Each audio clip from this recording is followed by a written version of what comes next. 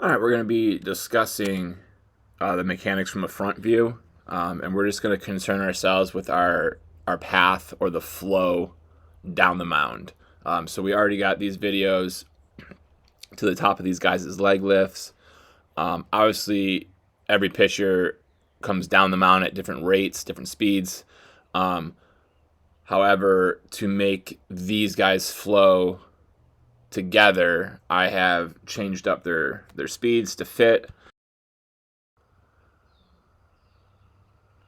So what we're going to see is that we got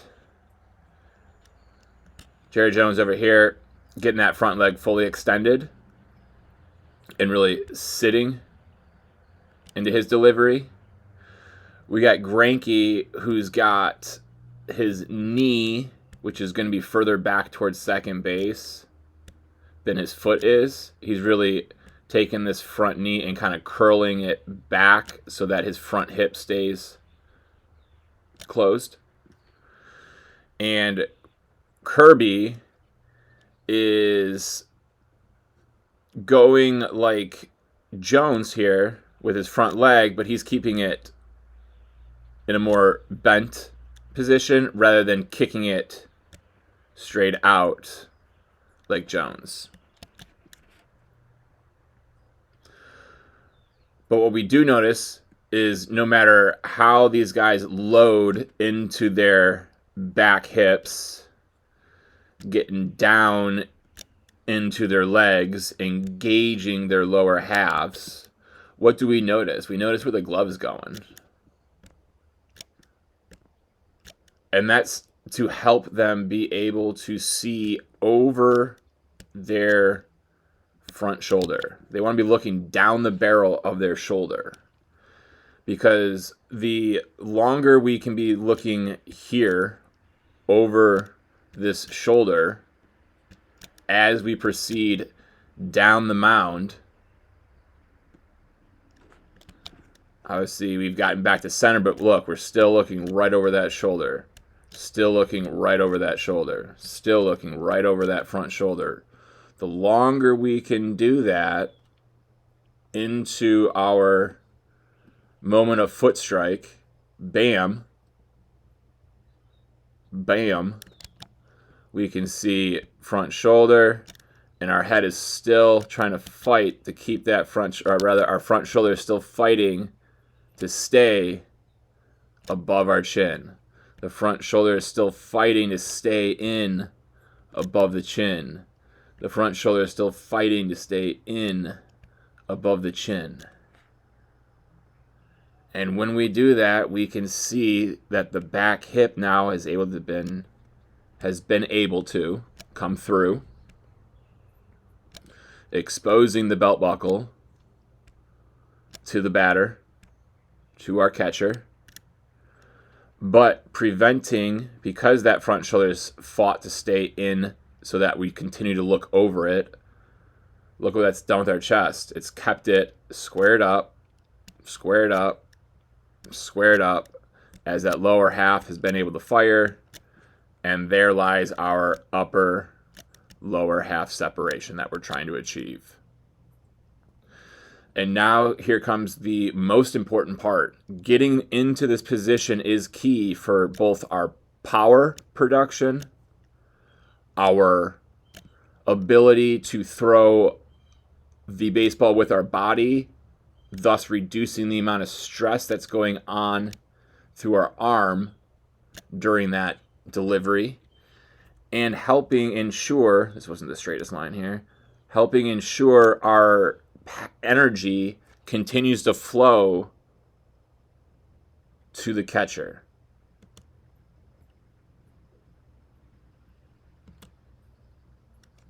All right, we can see that head staying there, that head staying there. Kirby's fighting to keep it in there. And you can see he's fighting to keep it in there because it did not go more out there.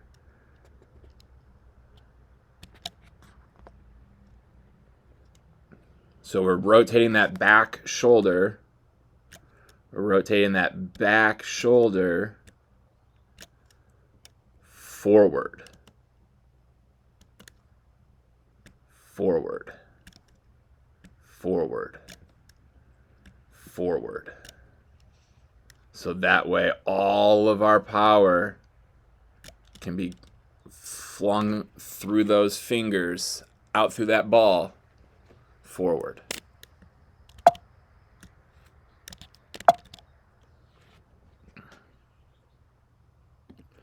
If we watch that again without any interruption,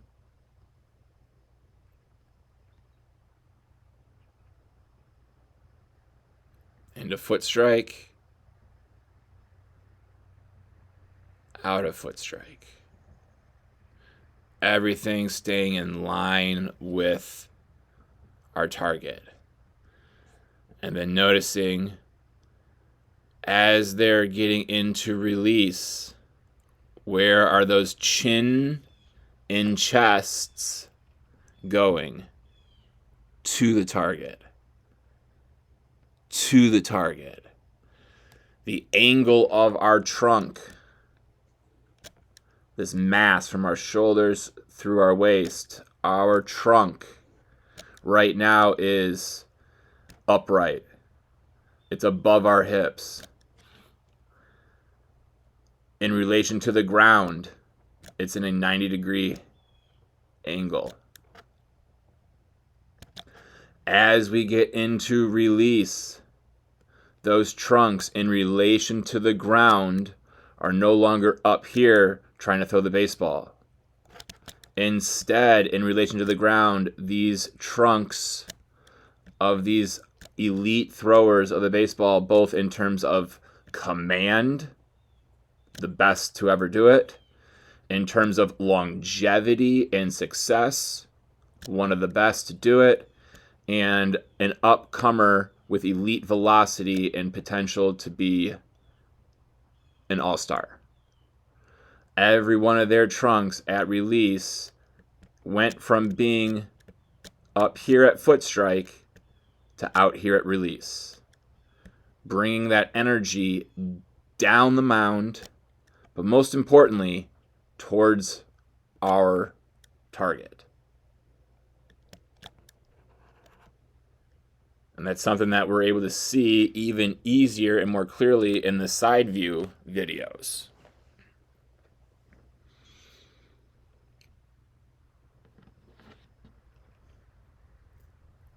All right, so if we kind of take this back once more and we see these arm slots, we'd say, boom. Oops, let me draw a better line than that. Right, we're at a high three-quarter, three-quarter. We are in a same thing, three-quarter, high three-quarter. Same thing here, right? So these are some of your most common arm slots are the three-quarter to high three-quarter arm slot. And then what we'll look at next here are some guys that are in that lower three-quarter tier. So we'll let, we got Luis Hill, Kyle Harrison, and Carl Crawford.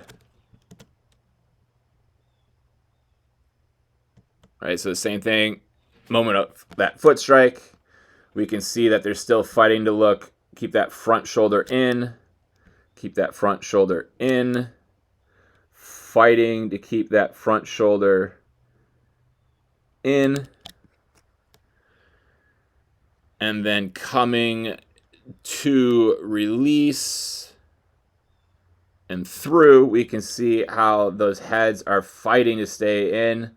Luis Hill a little bit outside, but we can see through release, bam, it's there, it's there, it's there, it's there. Now it's out, which is no big deal. It's already stable for long enough post-release, bam, that he could do a cartwheel over here if he wanted to after.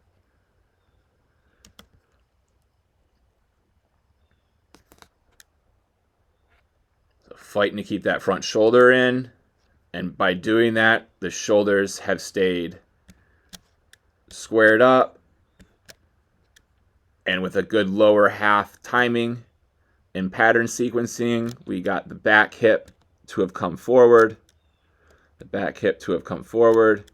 exposing that belt buckle to the batter, creating that upper and lower half separation that we're trying to seek in order to achieve higher velocities and minimize the stress that's put on our arm during these high intense and continuous throws. If we then take these guys into their moment of release, we got that same concept that we did earlier, and we can see here's our low 3/4, even getting closer, some would say, to even true sidearm. We have that low 3/4, and we got that 3/4 to low 3/4. But what we can notice is all the same with those different arm slots, but the most common arm slots in our game. All these guys are fitting the same bill in their own unique ways, but these important key points are all very much getting checked off by each, no matter what. All right, now what we're going to get to is everyone's front view videos, and we're going to compare and contrast one another. All right, so we got our first three guys up here. I'm going to pause it at the top of each of your leg lifts. And what we can see here is we got a good high leg lift. We got a good high leg lift. And then, excuse me, we got this real low, kind of lazy leg lift.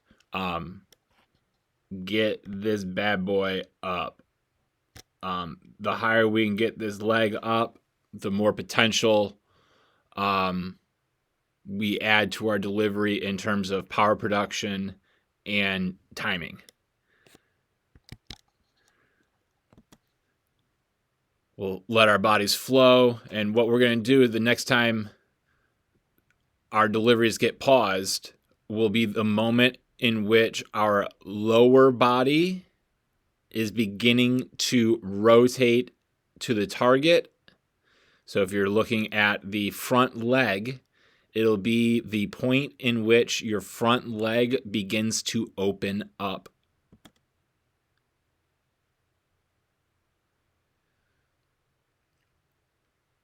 Okay, so we can see all three of us have a different point in time of our delivery where this front leg begins to show signs of opening up. So if we go backwards in time, we can see we're about to start rotating.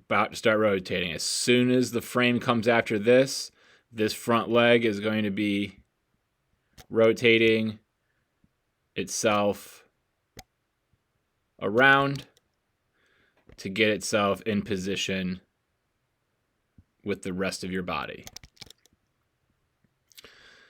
Same thing over here. We can see your front foot more specifically is opening up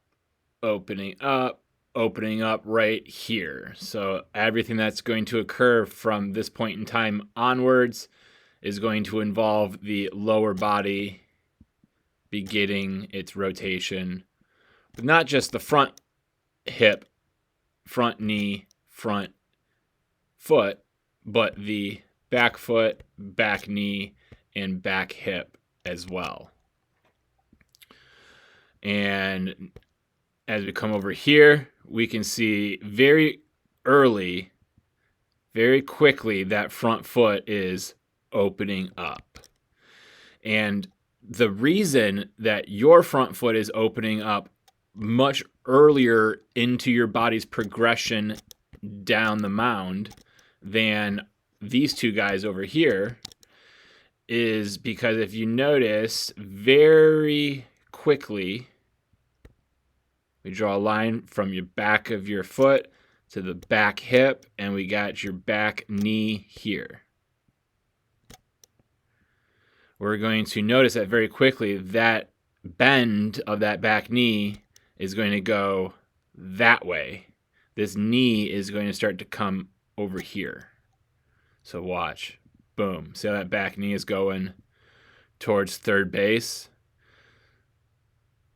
So now your body is going to start wanting to go this way down the mound. Instead of going this way down the mound, it's going to want to start to go this way down the mound, which is okay to throw across our body a little bit, but your front foot is telling me that you would be better off with a little less across your body stride than what you're doing currently, because this front foot is opening up early in hopes that it will be able to get the rest of its leg underneath yourself again, rather than across yourself. So we will now let the videos play through, and they will pause again at the moment of foot strike, when our front foot makes connection into the ground.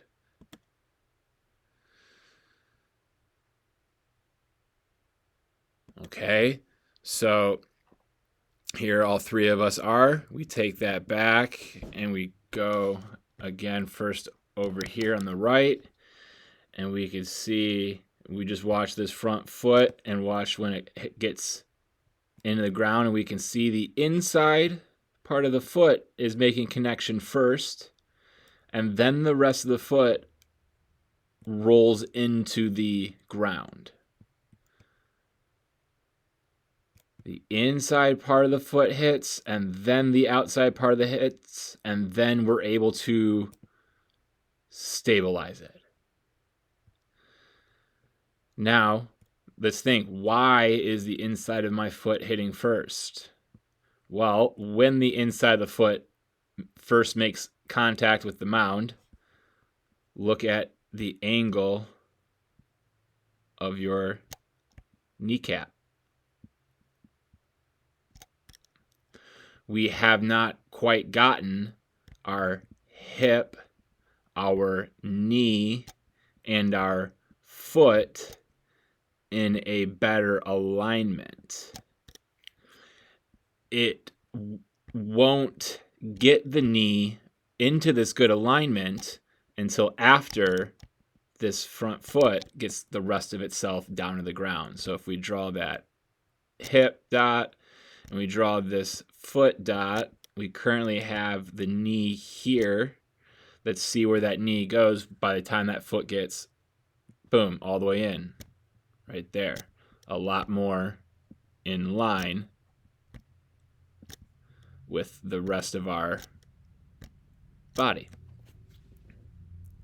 So, if we are able to get our front foot to land flush and flat all at once, duck on a pond, jet landing on an aircraft carrier all at once, in order to do that, we're going to need to get that knee to finish its rotation. Pop in that knee. Pop that knee. Pop that knee. Pop that foot. Pop it at that last possible wham, wham, wham. And we're just a little late. And then we get there.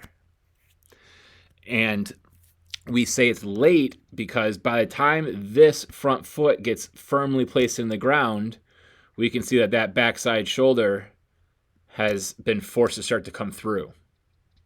So we have now minimized that upper lower half separation, or the hip shoulders separating from one another. We do a great job of getting that back hip going forward. There's that belt buckle like we talked about with those big leaguers. But unfortunately, we can see that logo on your chest starting to come through. Now let's notice when that front foot did hit for the very first time on the inside part of that foot, let's take a look at the position that the upper body was in at that time. So we go back, and here we go. Boom, that inside part of the foot hits, and we are pretty much picture perfect with the upper body here. However, we look at this lower body, and we know this front foot's not all the way in yet, and this back hip hasn't really fired all the way yet. This back knee hasn't finished its last 50% of its turnover, and that back foot hasn't driven all the way yet. Those do occur, bam, by the time that front foot does get all the way in. We are good. We are good. We are good. We are great.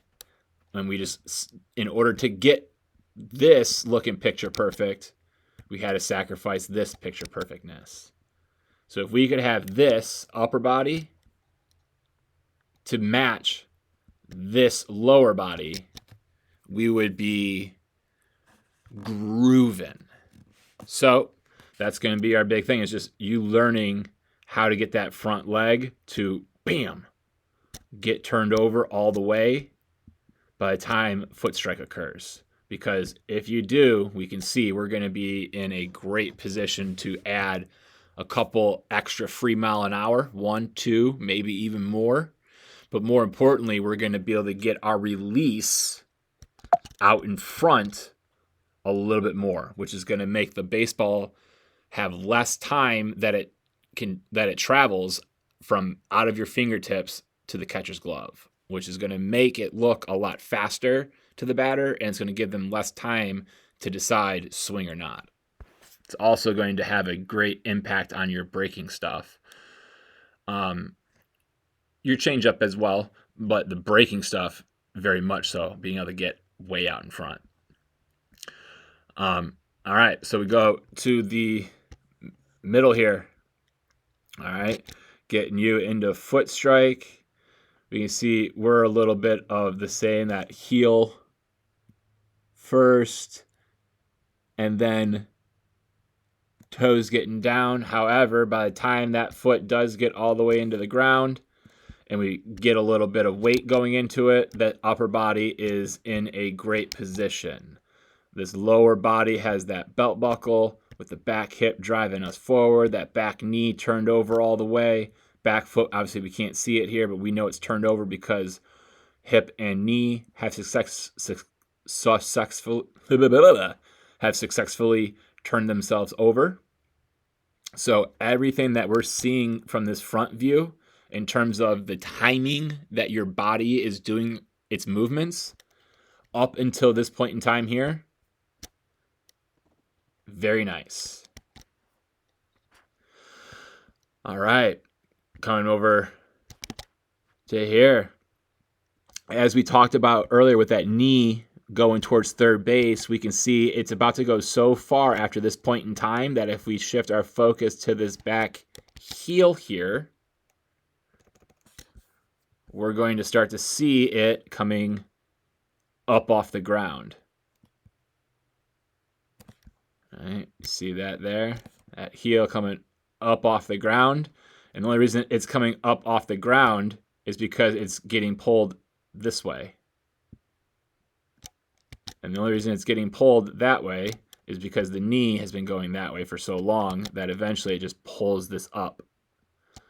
So now that this heel is being pulled up by the knee pushing that way, that's going to have an impact on where this stride is able to go, because ultimately it's impacting our hips going that way, which ultimately is going to have the impact of our shoulders going that way. So as we zoom back out here, and we get you into that moment of foot strike, we can see how by the time we get there, this back foot has turned over very well. The back knee has turned over really well.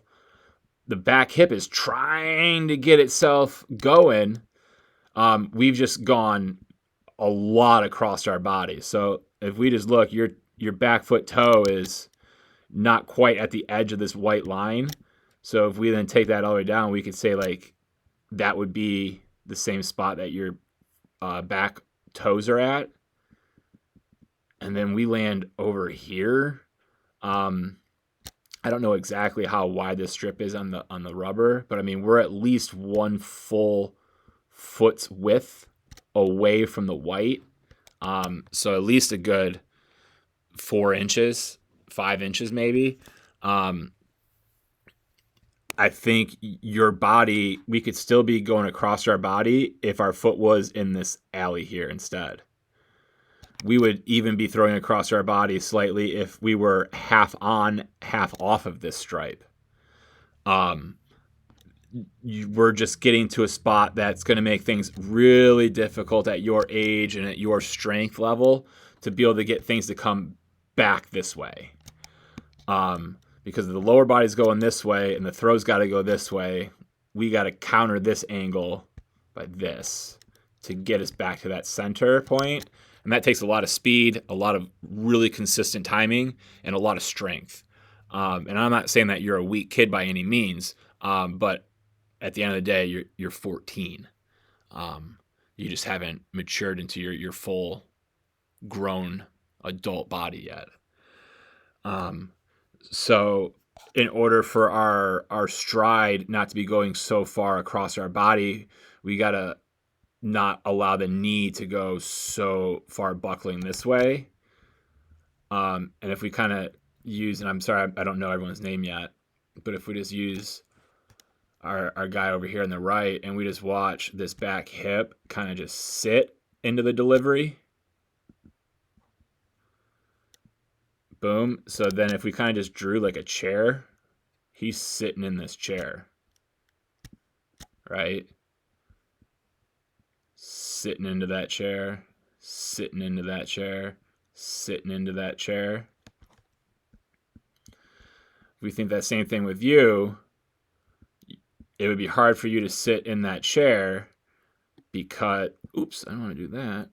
It would be hard for you to sit in your chair because if we did the same thing with drawing that leg right there, there, there, and there's your chair,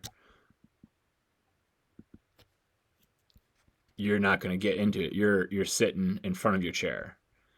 We need you to sit down into the chair, sit down into the chair, down in the chair. You're going down, but by the time you try to sit into the chair, you're too far in front of the chair. You're over here versus being here. And that's the big difference of why your knee buckling like it does sends you so far over there. Because you may have noticed our guy in the middle, his knee looks like yours in a way. But if we did that same chair thing over here, right? Boom, he's sitting into his chair a lot more than what we saw yours was.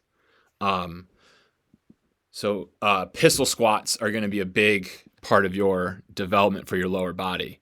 And then we see once that foot does get settled all the way in, like we discussed over here, your shoulders have just begun to rotate a little early. So we just got to learn how to keep these shoulders back relaxed and not wanting to fire as soon as they are. So that way we can have better upper, lower half separation or shoulder hip separation. Because when we have that, we increase our power production, we increase our command, and most importantly, we reduce the amount of stress that's being put on our arm. And if we can have 1, 2, and 3, we're going to be able to pitch for a very long time. Not just in games, but in seasons after seasons and years after years. So we now get you guys to release. You guys do a pretty good job of after foot strike. And if we drew a straight line down through our hips and head, straight line down through our hips and head.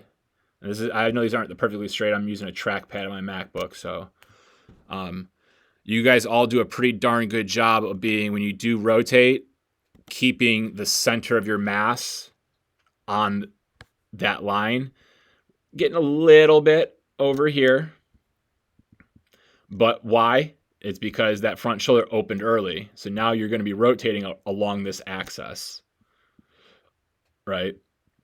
So that head is getting you over there. So once that shoulder can stay in longer, the head will be able to stay up here better rather than getting over here, because the shoulders will be more here versus here. And then getting through release, we do a good job of getting everything through those shoulders. We do a good job, same thing, of getting that arm through, so the shoulders are going around. We can see we're really trying to get it to come through because of how much we're going that way with our lower body, and the upper body trying to rotate that way. We can see they're so opposite of one another that it's a little tough to be out in front with how your delivery is going. And that's why we can just see that of your body trying to get that ball back in front, because it just releases it out here a little bit.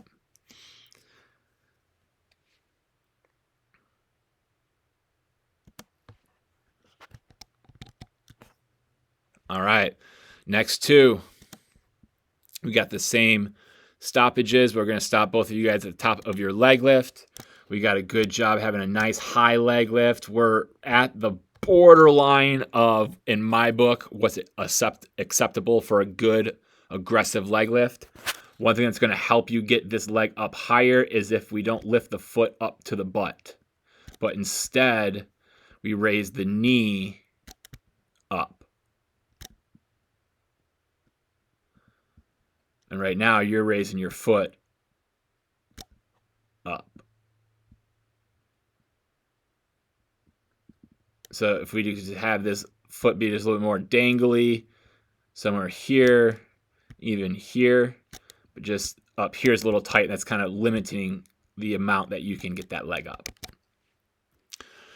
All right, so the next spot that our delivery is going to pause at will be the moment that our lower body begins to open up or begins its rotation towards the target.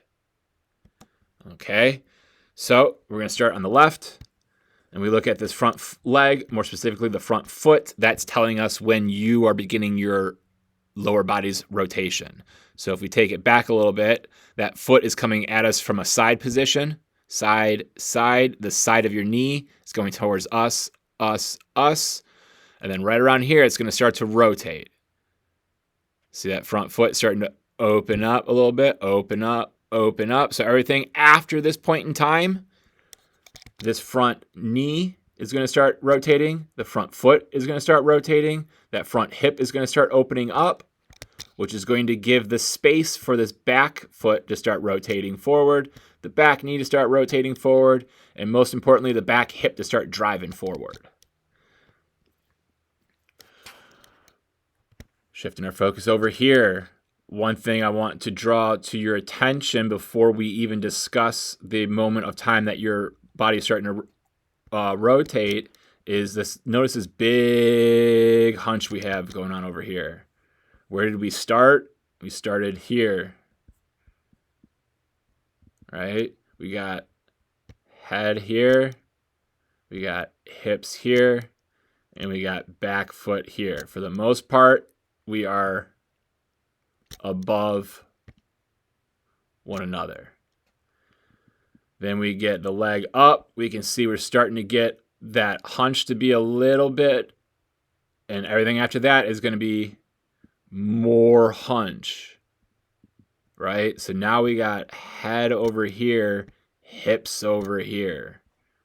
So before we were going this way, now we're going this way, right? Before we were here, now we got this, which is okay, but there's going to be some things that we're going to have to worry about later down in our delivery that we'll talk about in a little bit.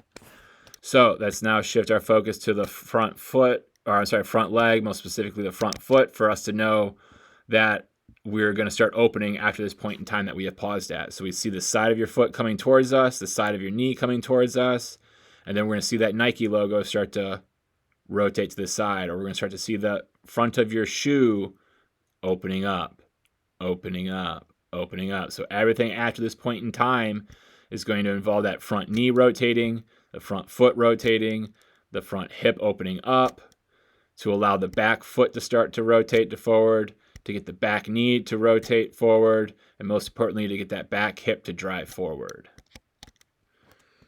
So we'll pause the next one at the moment of the foot getting itself all the way into the ground.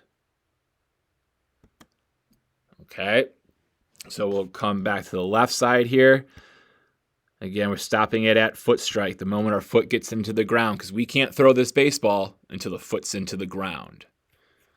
So we take it back and we can see your heel hits first. There's your heel hitting, heel. And then we have the gator chomp. Boom. Like an alligator. You land with your mouth wide open, and then you're just a slow chomp down to the pitching mound. And what we notice is when your heel hits, your upper body is in a fantastic position for foot strike.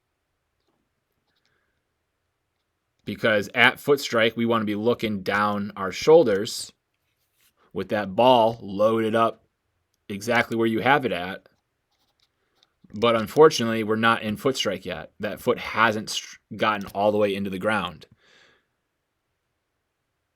Now it's all the way into the ground. And now we look at this upper body, and now we've rotated our shoulders all the way through. But now it's time to throw. So we know we would never want to start a throw from here. There's no power in that. A lot of stress goes on the arm to make a throw like this. It's going to be tough to be consistent with our command when our body's opened up early like this. So what we got to practice is just getting comfortable with this slope. Our mound is here, and then it slopes down here.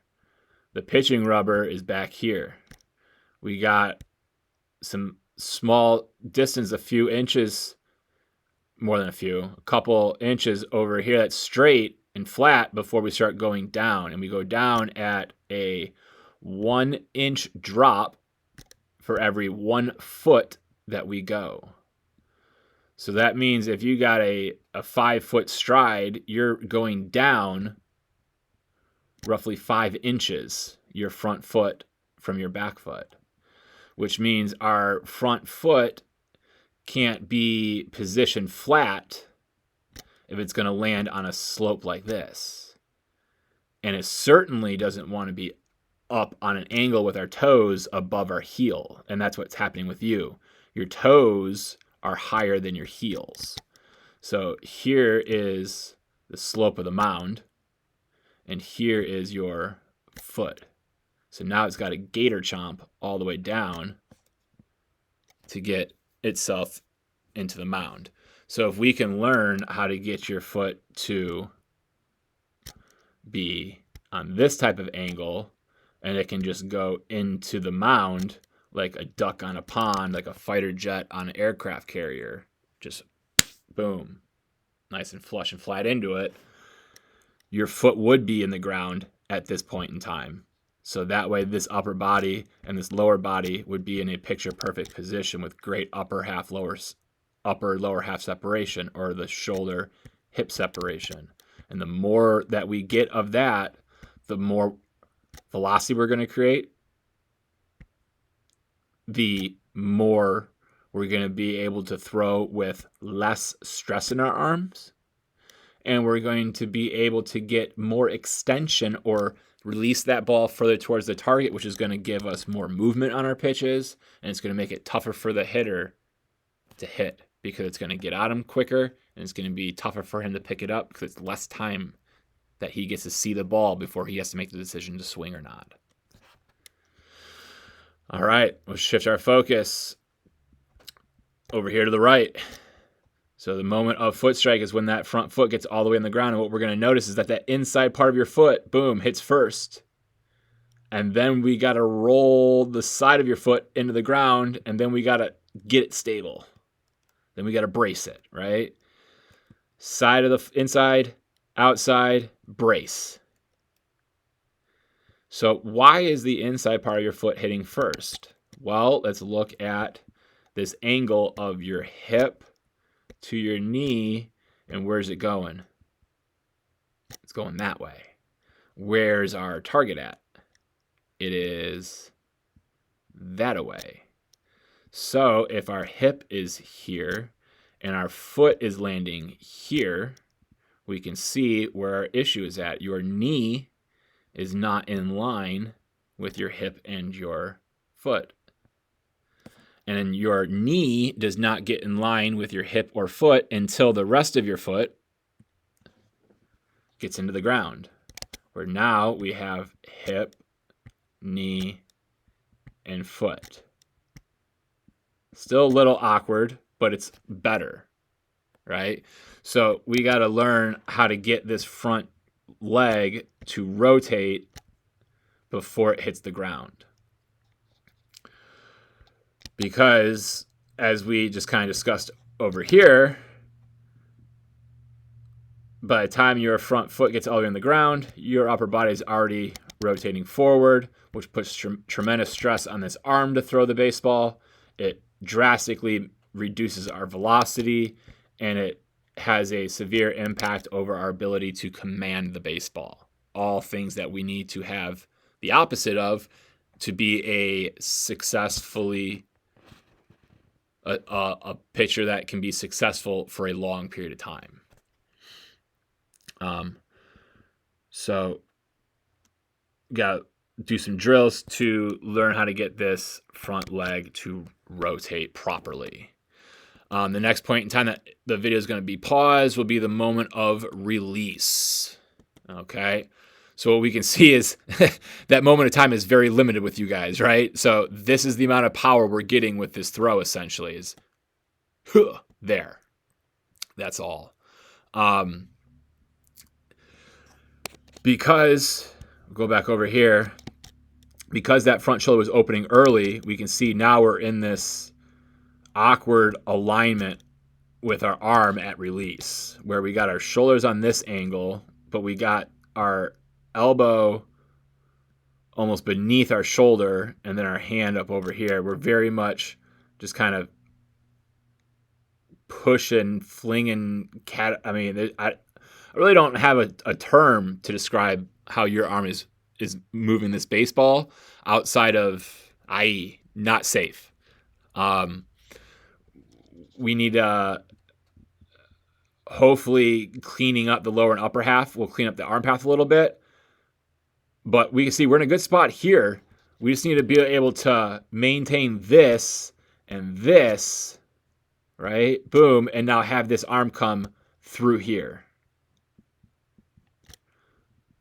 But for whatever reason, it drops down, down, down, instead of the hand going forward, forward, forward. And it's going to be tough for the hand to want to go forward, forward, forward if the chest can't go forward, forward, forward. And the reason your chest can't fling down this mound forward is because it's been opening up this way for so long. It's going to want to continue to go this way instead of going this way.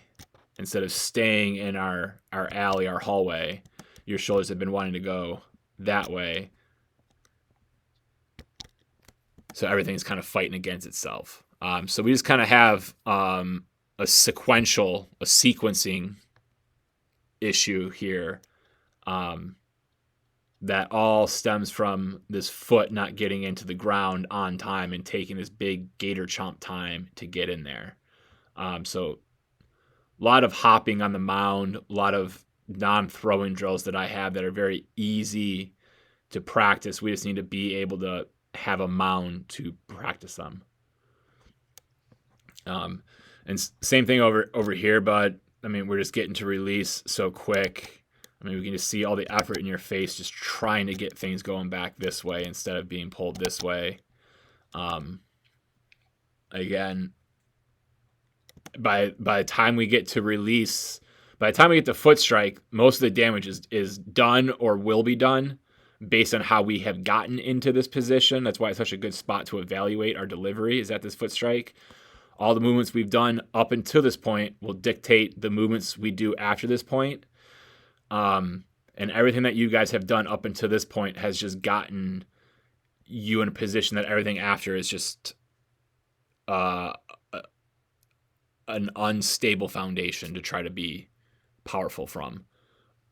So most of our work is going to be working into foot strike for you guys, getting you to be in a better, stronger position to throw the ball from instead of being in this big opened up position that you're trying to throw the ball from.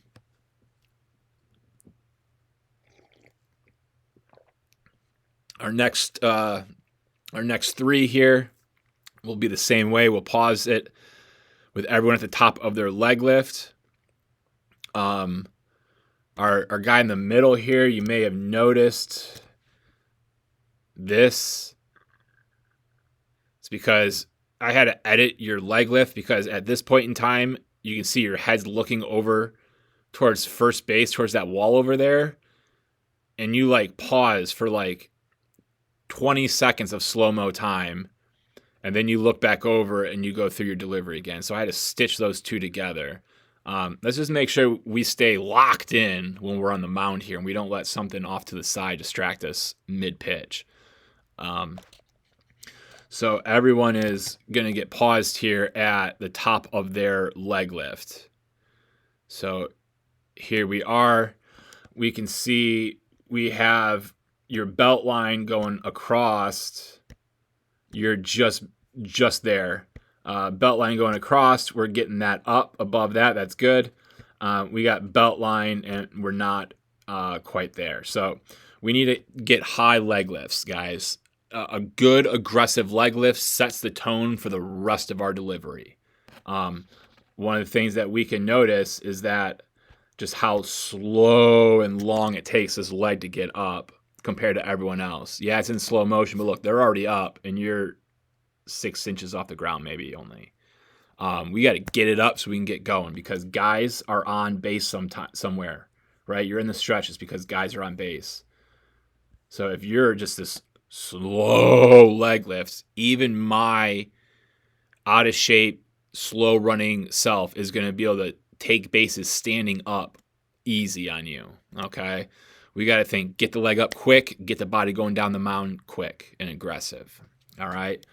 What we can notice from my guys on the outside here, we got this good, tall, strong, relaxed starting position, and then very quickly we kind of hunch into it. Your chin is meeting your knee, right? So if we don't collapse down and we stay tall, this knee could keep coming up more, right? Hunching down, I mean, I'm not saying that that's bad, but there are things that we have to be aware of down the line later in our delivery that this may pose a potential issue. But just in terms of the leg lift, if we want to get this leg up higher, we want to think about staying tall to come up to us instead of meeting it halfway. So that would be the same thing for you over here, bud. Let's not look small and like we're trying to hide on the mound and like we're intimidated. Let's get tall. Let's get strong. Let's have some mound presence up there. So we want to think about the back knee having a little bit of bend and the front knee having none. And we want to think, get tall, have some presence out there. So that way we don't have the same issue of cutting our leg lift short because we're collapsed into it. All right, so everyone's now at the top of their leg lift. The next time that the video will pause will be the moment in which each of you are at the point in time that you're about to start opening up your front leg and rotating the back leg forward. Okay, so each of you will pause at right before that moment of time, and we will explain why that is. But before we do that, just to reinforce this thing about if the leg comes up slow, It's going to be a slow developing delivery, right? Everyone started the leg lift or going out of the leg lift at the same time. You have the shortest leg lift, which means you should be able to get out of that short leg lift the soonest. But these guys with the higher leg lifts are working out of their deliveries so much quicker and faster than you are. So just another way to drive home that point that we got to get it up to get it going, because guys are going to be tough to run against these guys. They're going to be able to steal 2 bags on you. All right, so we'll get it paused. All right, so from this point onwards would be when our front foot will begin to open up the rest of the way. The front knee will begin to open up the rest of the way, and the front hip will open up the rest of the way. All right, and the reason I know that is because if we look at the front foot here and we use your New Balance logo as the indicator, right now the side of your foot is coming towards us, and then pretty soon we're going to see more of the toe, coming around. Boom. Right there. Right there's my indication that you're about to start to open up. Right? Same thing over here. We got the side of the foot, the side of the foot, the side of the knee coming at me. And then right there, we can start to see the toe start to open up, open up, open up. So everything after this is going to include that rotation. We get our guy in the middle, and same thing. Even though you haven't gone down the mound very far, especially compared to these guys, your front foot is already starting to open up, and your front knee is starting to open up. What do I mean by your front knee starting to open up? Well, your knee is over here, your back knee is over here, and boom, now your front knee is starting to open itself up. So everything from this point in time onwards for you guys will be the lower half rotating and firing towards home plate. The back foot rotating forward, the back knee rotating forward, the back hip driving forward, the front hip opening up, the front knee rotating, the front foot rotating. So here we go. All right, so everyone is paused at the moment of when their front foot gets fully into the ground and weight is braced into that front leg. Okay, so we'll start on the right, and from here, like we said, this is the moment that you're paused at, and boom, there's that rotation of that front foot. But what do we notice? This front knee isn't rotated. This kneecap is going this away. What our target is that away. So watch what's going to happen as we continue going through this. It's going to have to get itself more over here. And one of the things, your body knows this. And your body knows it because look where your glove's at. It's way over here. Why do you think it's way over there? Could it be because it's trying to get this to get more over here? Could be. Or could it be because it's going from here, it's swooping with a straight arm, straight glove arm. If it's straight, it's hard to control. And once you start swooping a straight arm, an object in motion is going to stay in motion, which means this motion here that you started is going to continue. And what we can see is that, boom, there it goes. It's continuing. It's continuing. It's continuing.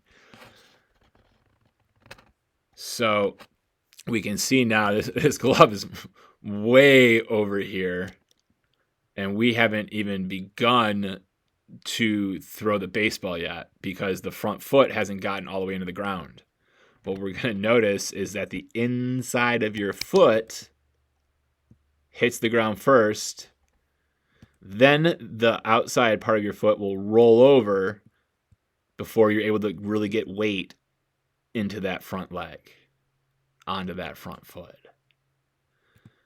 And the reason that you're hitting that inside part of that foot first is because we didn't get this knee to rotate over. We need to get this knee more underneath our hip and our foot. Right now, you got it over here.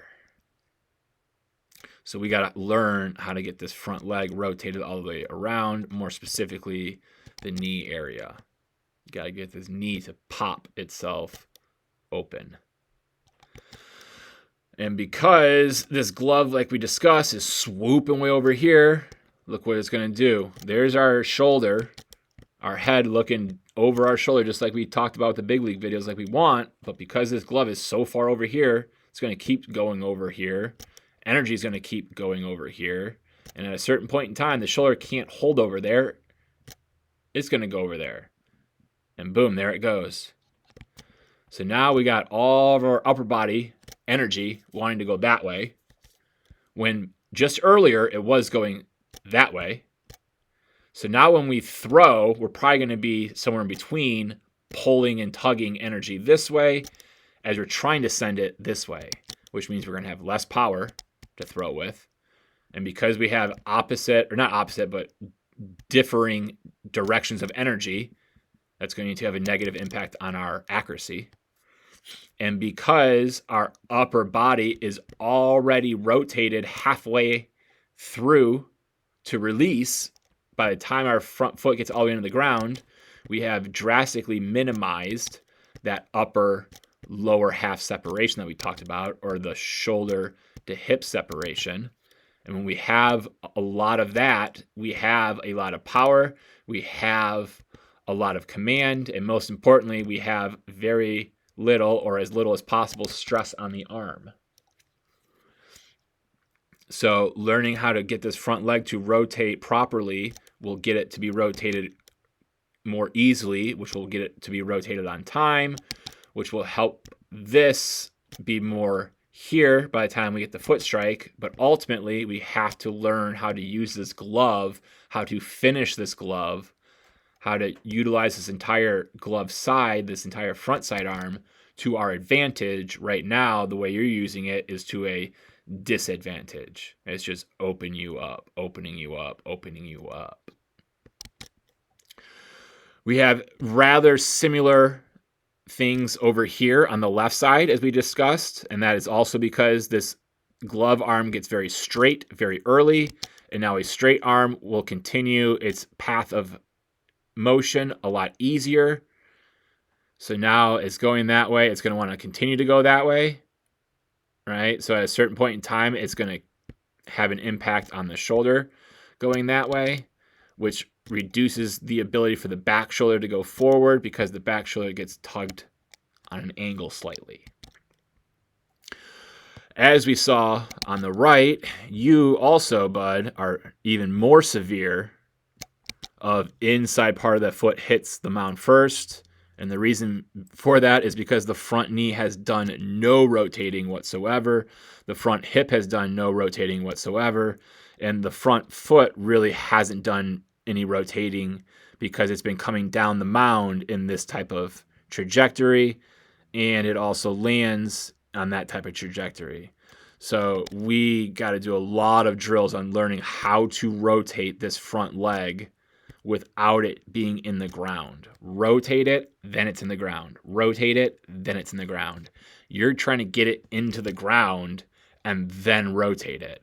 And it's very difficult to do because by the time you do successfully get this front knee, hip, foot, knee, by the time you get this front knee somewhere in the ballpark of stacked above and below the rest of your lower half, we're going to see how much time has occurred with your upper body's rotation. So here we go.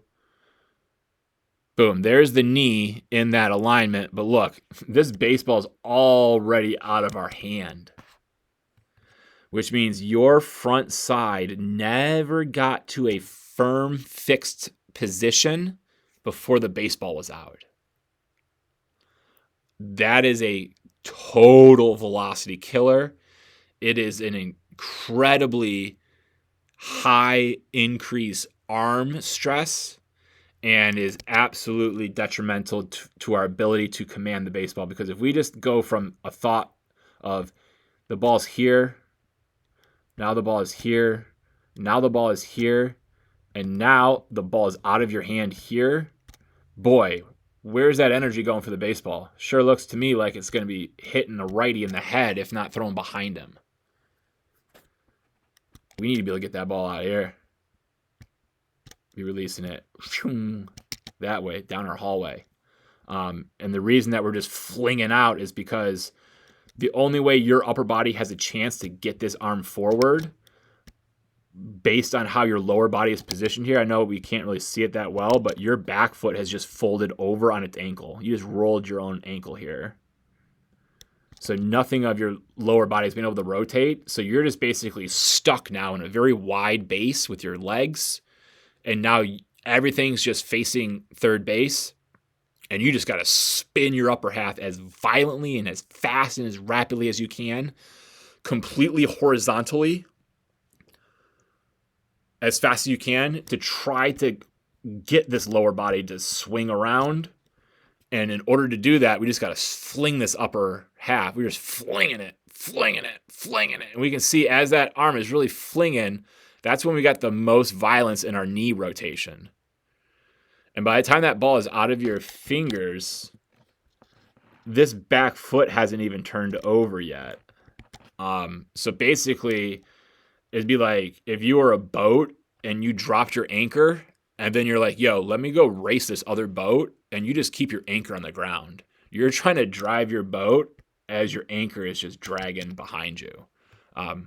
Be very stressful on your engine, and your energy output is going to be hindered big time. All right, so now we'll go over here to our slowpoke and his delivery.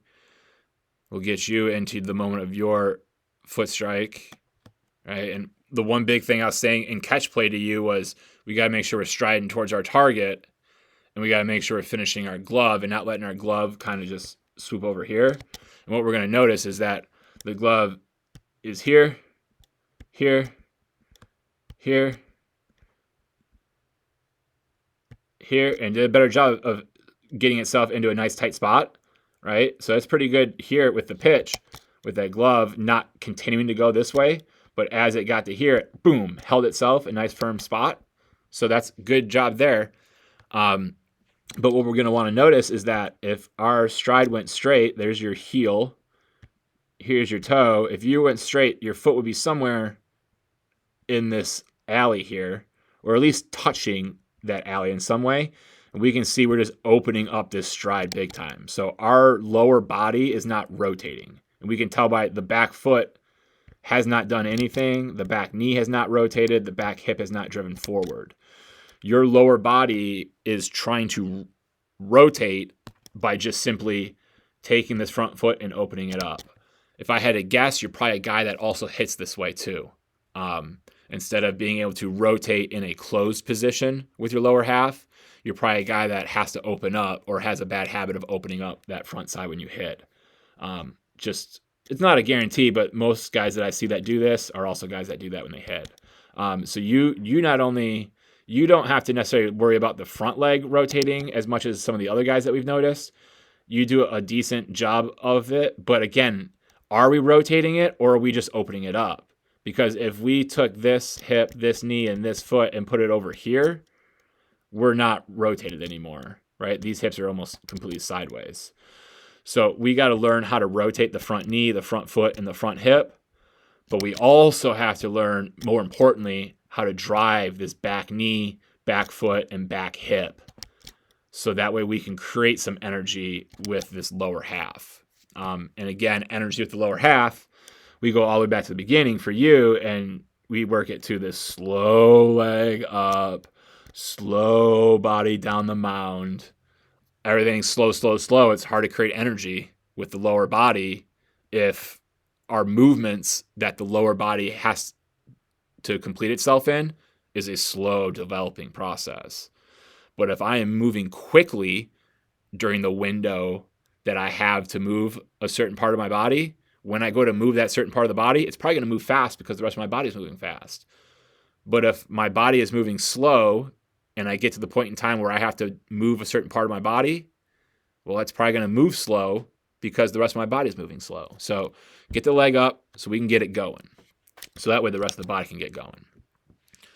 All right, so now the next time it's going to pause will be at release. Obviously, over here, we've already talked about you being at release and through, so you're done with the breakdown. All right, so here we go with you guys. And we can see that glove is still over here, kind of really drooping you out. And like I said, with everything going so slow, you opening up the lower body and not rotating the lower body, that means now every time my back shoulder tries to rotate forward, it's having to pull the back hip around. It's having to pull the back knee around. It's having to pull the back foot around. So the same analogy I gave over here of a boat with its anchor drop trying to go, that's the same thing that's occurring with you here because our lower body did not rotate before upper body. So now it's the upper body's turn to rotate. It doesn't matter if the lower body hasn't rotated yet or not. So every time this shoulder comes through, it's having to drag this back leg through, right? And now it's just going to slow it down. It's going to slow it down so much that watch this elbow and how it's going to, again, I don't know. There's another guy on the team that I don't understand. I haven't really seen this before. And I've seen hundreds, if not thousands of guys throw in video and slow-mo. I've not seen this weird, here's my shoulders, but here's my elbow, and then here's my arm. So I can't remember who the other one was in your group that's got this. But the two of you guys will definitely, at some point in time, be doing some arm path drills together. Because that is, boy, just asking for elbow issues on the regular, not to mention minimal control and command with my pitches. All right, now we're going to be able to see our front view paired up and synced with our side view. I'm not going to break down each individual guy yet. That'll be something we do in a few weeks. But this is just an opportunity for you to take all the information you just learned about your front view and be able to take that information now and see it from a different point of view.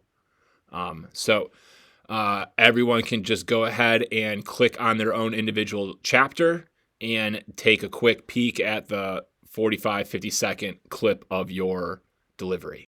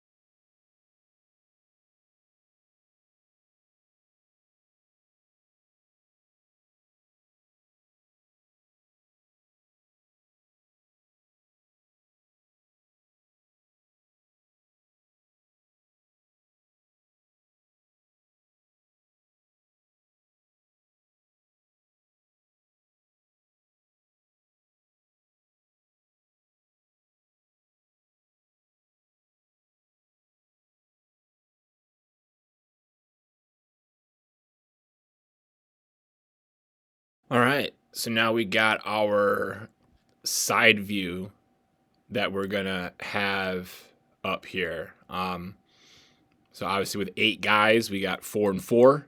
I paired 4 guys that were similar with 4 guys that were also similar.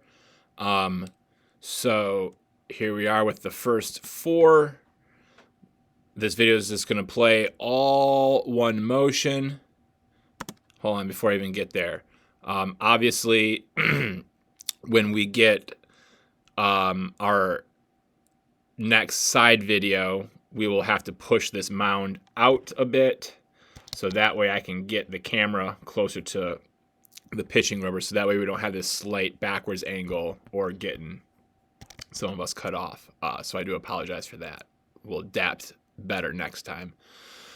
But nonetheless, videos are all one motion here, synced up to the point of foot strike. So the moment that front foot hits, that's when everyone's delivery is synced up to. So some guys are going to notice their leg lifts start maybe a little bit sooner than others, but everyone will come to the same point in time, and that'll be a moment that we'll pause here for a second. Okay?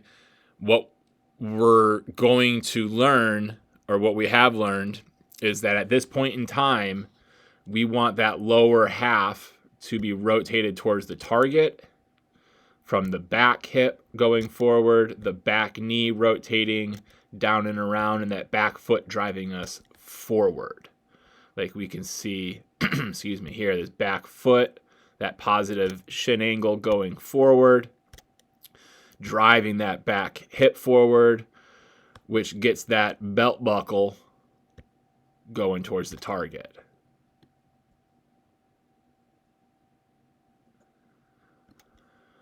What we also want to have is this throwing arm at a 90 degree angle.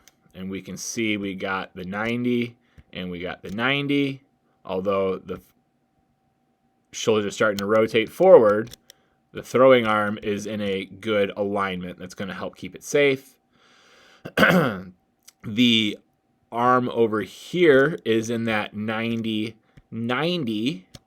It just doesn't have as vertical of a throwing arm right now. Your arm is just a little late coming through. Oh, I'm sorry. It's not a little late coming through. It's a little, or it's not a little. It's not a little late. It's a little early, in fact. Okay, yeah, it's a little early. So if we notice, boom, right here. And I think if I remember correctly, when we talked about your foot from the front view, not to get too detailed into just you right here, but I do like your delivery so much that I can give you a little extra something right here.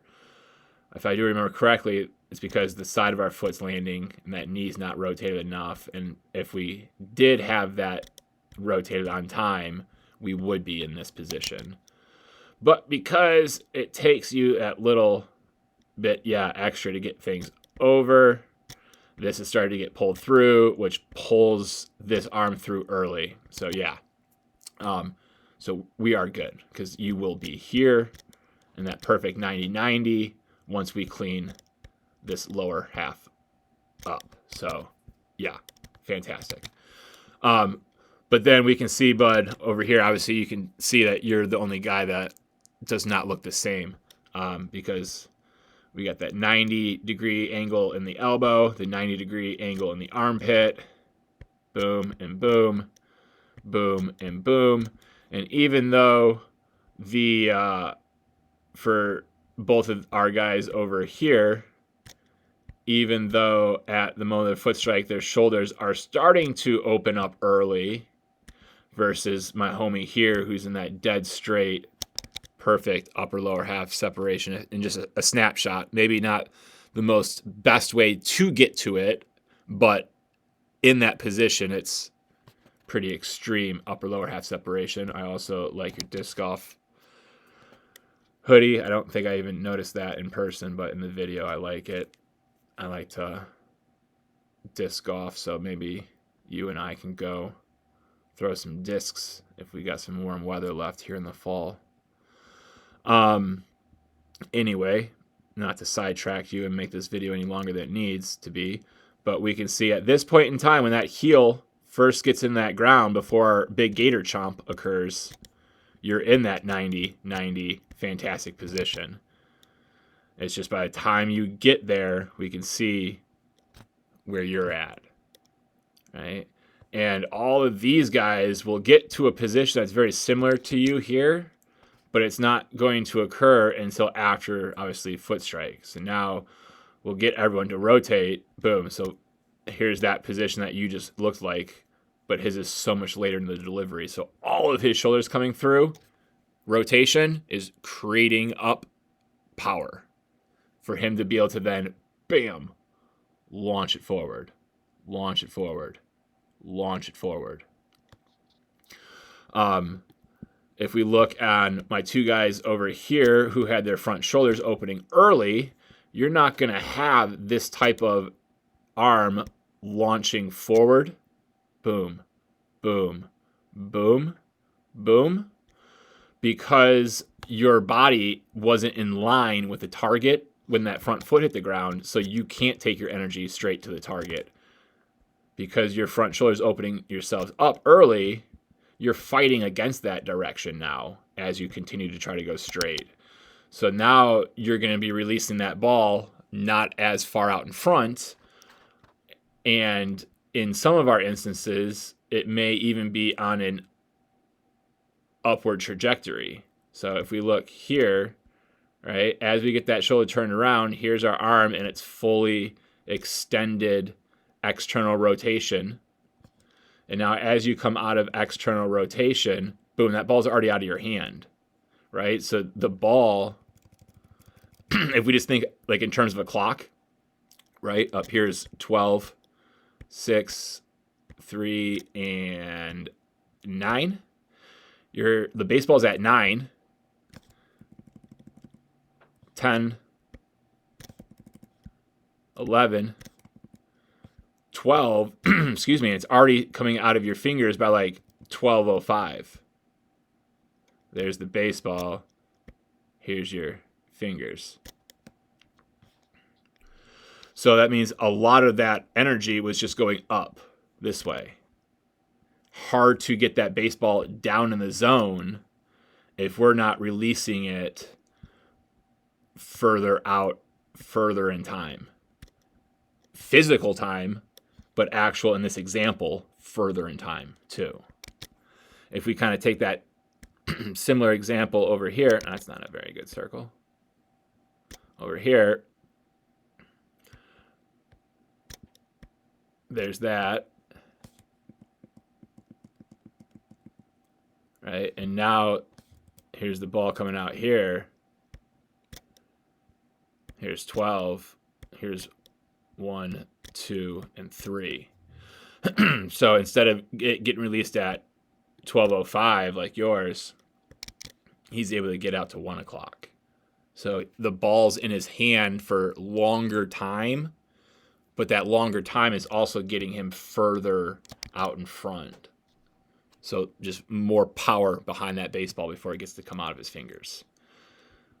And then same thing for over here, right? We can draw that same clock. Bad clock. That's not much better, but we get the point. Boom. Baseball. Baseball. It's almost out of your hand already, and it's already it's out of your hand right here. So same thing. You're out at almost exactly 12. But again, this angle's not perfect, so it could be a little bit different if I was more to the left and panned to the right a little bit. But the same concept is applying here for all of us, or for you two guys.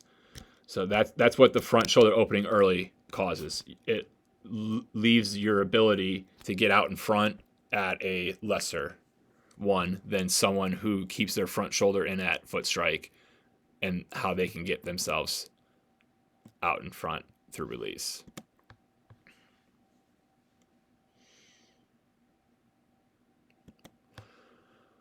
Something that the four of you do a pretty good job of, and it's going to be easier for 1 and 2 to do this when we don't gate or chomp as much, right? Both of you guys are heel first guys. One of the reasons you guys are heel first guys is because you're reaching out so far with your stride that the only way for your foot to get down flat is for your heel first, then your toe.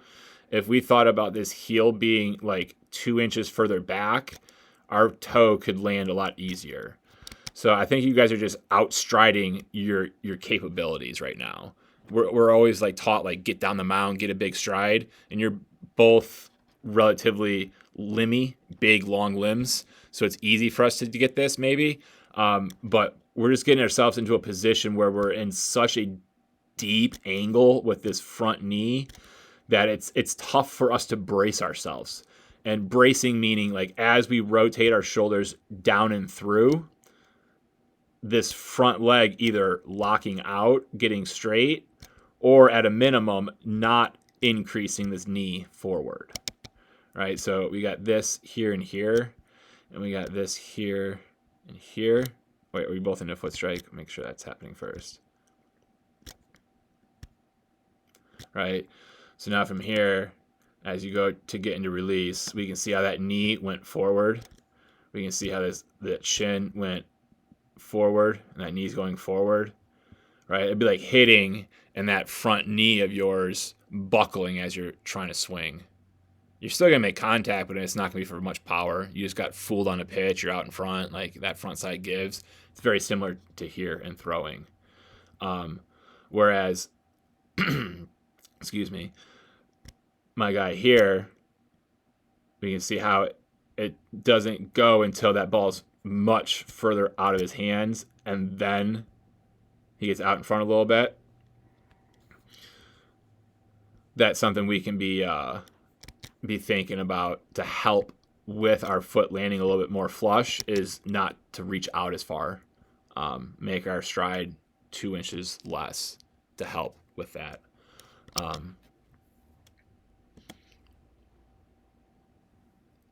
Excuse me, but all in all, some good stuff here from the side. Here's our next group of 4. Same thing. Everyone here is synced up to the moment that their front foot gets into the ground, aka that moment of foot strike. We'll be able to see that more easily the second time through because it'll get paused at that moment of foot strike, and we'll discuss the position we're in. We won't get too detailed here with this. That'll come at another time in a few weeks. This will just be to point out a few things for us that we discussed from the front view. So what we can see here is that example of that lower body not rotating. The hips and the shoulders are facing us right now when we want that lower body to be rotated towards home. Same thing here. Like we talked about, those hips have not rotated. Everything's still facing us. We can see how that back ankle just collapsed over like we talked about earlier. There is no rotation really into foot strike. You're starting to, but it's so late that that foot's already in the ground by the time it's occurring. Similarly to over here, right? That foot just kind of getting put down and then things getting around. But we can see this here, here, and here, and also here. All 4, those shoulders, those front shoulders are starting to open up early, right? Open up early. These 2 here are opening up early because of the glove going over there. These shoulders are opening up early because we're just not timed up with our arm path. Our arm path is just not very well synced up. It can be short and compact, but it's not loading back into our back. right? I mean, we got some extreme examples here of over here of just how that arm loads back towards first base. Even over here, we get some of it right now. That arm is loading back towards first base. Both of you guys down here, we'll raise this up for this part. Both of you guys down here, the arms are very short and compact, which is fine, but this ball is almost always like third base side of you, right? Like if you're gonna punch someone, you want to load your arm back behind you. Like when you go to hit, like you load your hands back. There's a reason we're getting things back as our lower body's going forward. We're trying to create that tension. Right now, you're just kind of pulling this ball out like you're about to just throw a dart. Right? We can see that example of where that stride is going. So now we got this arm that wants to just come through early. And by the time your front foot gets all the way into the ground, boom, this ball is just about out of your hand already, like we talked about from the front view. And then over here, same thing, like just that not loading it back into our back makes this arm want to flip up so early that once it flips up, it has nothing to do but start going forward. And it's too early. That front foot's not in the ground yet when we're getting there. So now everything with that upper half is just going too quick. So we just got to get that throwing arm synced up with the rest of our body, as we also address everything that we talked about with the lower half too. But all this stuff will be things that we get more detailed in, like I said, in a few weeks. Everything that we're going to want to attack for the next 3 to 4 weeks is going to be from that front views breakdown and analysis.